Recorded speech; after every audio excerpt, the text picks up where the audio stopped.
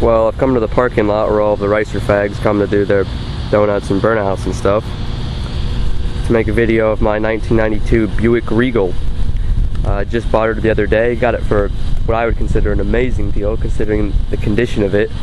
It is in a very nice condition. Well, not like an exceptional condition, but for a 1992 car with about 175,000 miles on it, it is actually in a very nice shape. It is almost all original, including the paint. Very nice paint, as you can see. There are some scratches. I'll show you the other side. There are some scratches. I think the previous owner had it stored in his garage, and maybe he had some of his lawn equipment or bicycles or whatever knocking against it.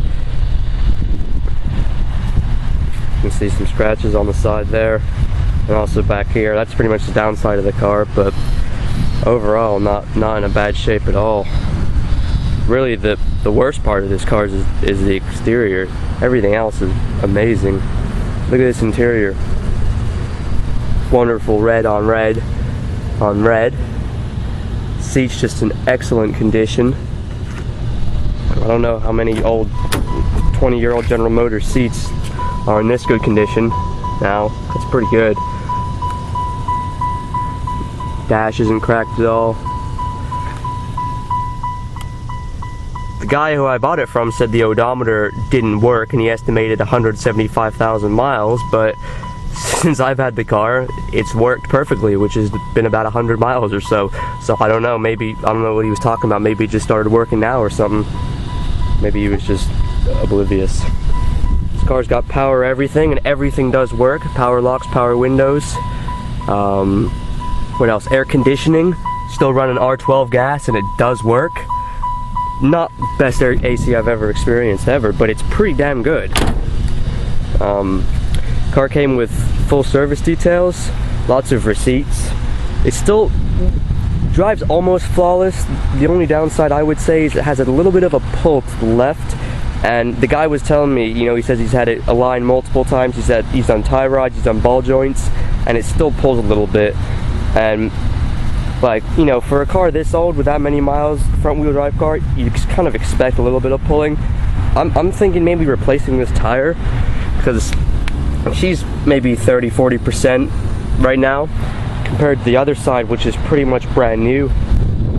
See, that's a much nicer tread on there, so I think that maybe has something to do with it. It's pulling to that side, so I guess having the bigger one on this side maybe make it do that. I don't know, I'm not an expert at that sort of stuff. I'll go ahead and pop the hood and we can start her up. Took me forever to find where the hood latch release was. It's down there on the floor, different than any other car I've ever seen. Not saying much though. And here is the beautiful General Motors 3.1 60-degree V6 engine. It's an overhead valve. It's not like a legendary engine, but it's pretty good. There's plenty of examples of these making it to 250, 300,000 miles. They're fairly, I mean, not amazingly fuel efficient, but they're pretty good, and they got decent power at about 140 horsepower on this model, which for the day wasn't that bad, really. I mean, this is before you had these Jap cars that came with like variable valve timing and high compression and all that shit. For a 92 car, that's pretty good. And it does pretty good on gas. I mean, it's not amazing, but I'm probably averaging around 18 to 20 in the city, in this horribly trafficy city. It's not very trafficy now, actually, but usually it is. Yeah, enough talking, let's start her up. Starts remarkably quickly.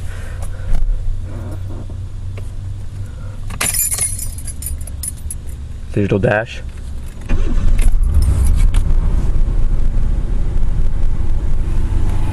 Listen to this beautiful quiet engine. Not a tick or a rattle or anything.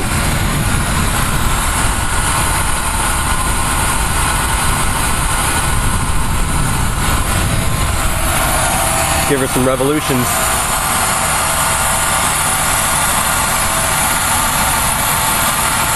If I can figure out how to do it on this car.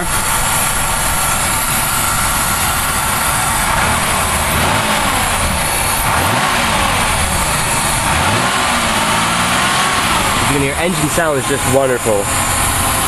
Sounds like a very low mileage engine. This car, I believe, was very well maintained.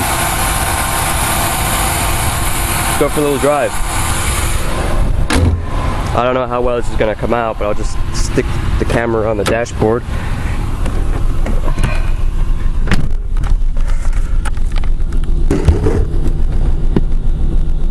That might work.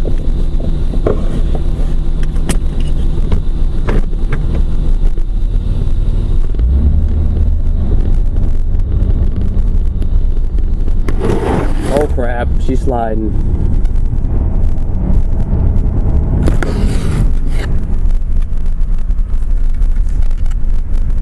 Oh, the lens is fogged up. There we go. Digital display there.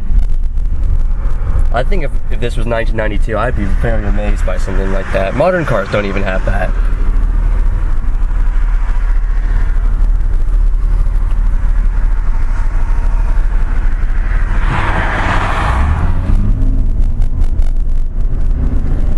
Yeah, she is a pretty decent performance, considering the mileage it's done and how old it is. Not bad at all. Something I've noticed about this car, I don't know if it's just the way these cars are, how these transmissions are, but I've noticed it likes to rev fairly high in first gear. Like, it'll be in first gear all the way up to almost 20 miles an hour. And I noticed second revs fairly high too. I don't know if that's how these cars just are. I checked the level in the transmission, it looks good. Transmission functions normally. So I don't think there's anything wrong with the transmission as such. I do plan on doing a service to it, just as a matter of course. But besides that, and the little tiny pull it has to the left. Excuse me, no, that's no hands on the wheel. Pulls a tiny bit, but not too bad at all.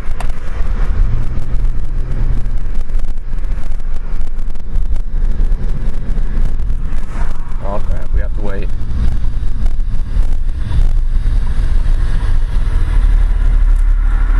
AM/FM cassette. Cassette does not work apparently, but the radio does.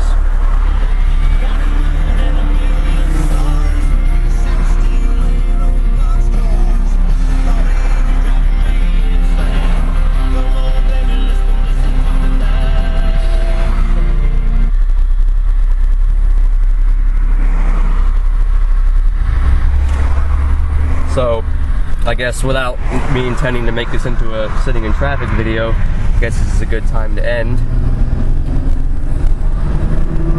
That's not like half throttle, and it's taking off pretty good. It's not bad.